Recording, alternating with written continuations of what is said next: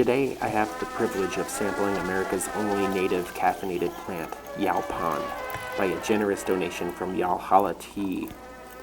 In the description, you'll find a link to where you can purchase your own. The plant's binomial, Ilex vomitoria, has an unusual history, given that this plant causes neither nausea nor vomiting. Some say the East India Trading Company influenced the naming of this plant to tamp down on any New World threats to its tea trade.